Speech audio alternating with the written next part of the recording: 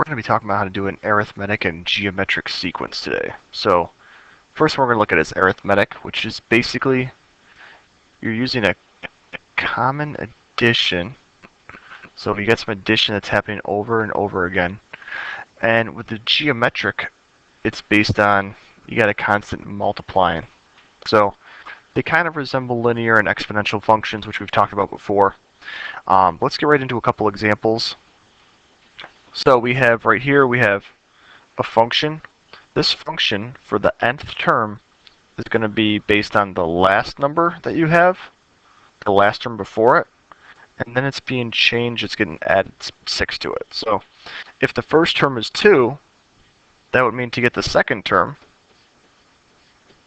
you would have to do 2 plus 6, which would be, for the second term, that would be 8.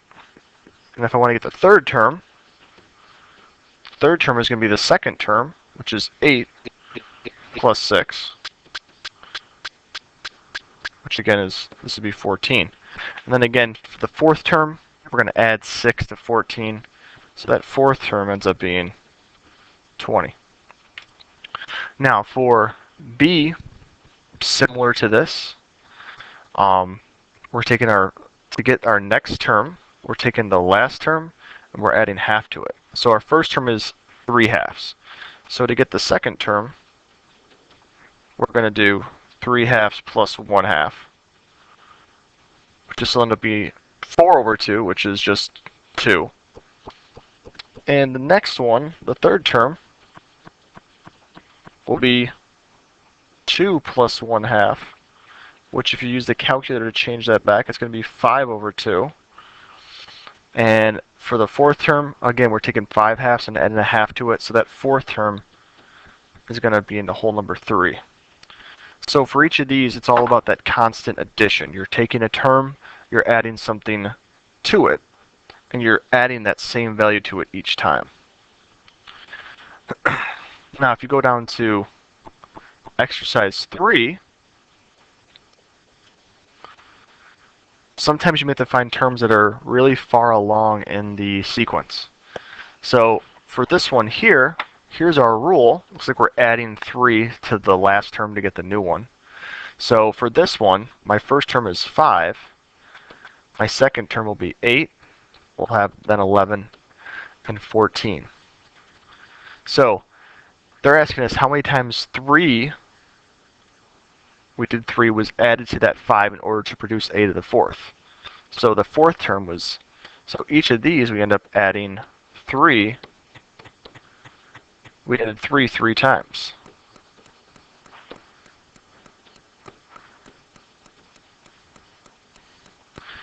So if we want to find the 50th term, what that's going to mean is we're going to have to take that starting number, which is 5, and we're going to add that 3 to 5 49 times. So if I want to find the 50th term, I'm going to have to take my calculator and do 5 plus 3 times 49. So I would just take that, get the calculator out, 5 plus 3. You end up with the 50th term, which would be 152. So the nth term, is going to be the first term plus, in this case, the difference, and that difference is going to be that n value subtracting 1, because we're counting up 49 times on that 3 for the 50th term, because you're doing that movement that many times. So that's going to be a formula that we can actually use later on. And that works with all arithmetic sequences. Now we're going to go take a look at some geometric sequences, which again are just constant. You're constantly multiplying something.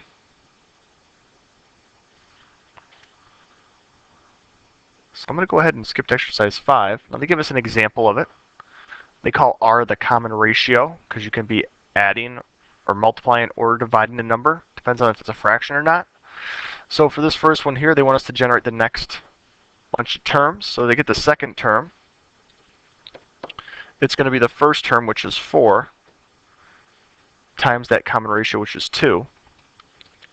So the second term is going to be 8. The third term is going to just be 8 times 2, which is 16. And then the fourth term, 16 times 2, I'll put that over here, which is going to be 32. And we'll look at B. This one, same thing. To get the next term, we need to take the last term and multiply it by a third. So the first number they give us is 9. So the second number will be 9 times 1/3, which will be 3. The third term will be 3 times 1/3, which will be 1. And then the fourth term is going to be 1 times 1/3, which in this case, again, I'm going to write it up here, which would just end up being the 0.33 or change back to 1/3. So geometric sequences, when they're recurring like these two were, you're going to be multiplying by that value each time. So, coming through exercise 6 now, they want us to find the fourth term. Well, our first term is 2. So actually, I'm just going to erase that. I'm going to write the number 2 down. Kind of do what we did on exercise 3 on the front. 2 is the first one. It says to multiply by 3. So the next number would be 6. 6 times 3 would be 18. 18 times 3 would be 54. So that would be my fourth term, 54. So they're asking how many times did you need to multiply 2 by 3 in order to get that fourth term. Well, in this case, we multiplied, similar to the last one, 3 times. So we had to multiply 3 times to get the fourth term. I'll just call it a to the fourth. So if I want to figure out what the 10th term is going to be, well, that's going to end up being the first term. To get the 10th term, it's going to be the first term, which in this case was 2, and we're going to multiply that by 3, and we're going to have to do that 9 times.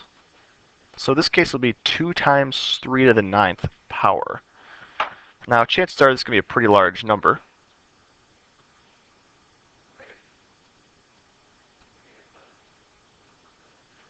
So we got 39,366. So the formula for this, and I'm kind of out of space here, so I'm going to write this up here.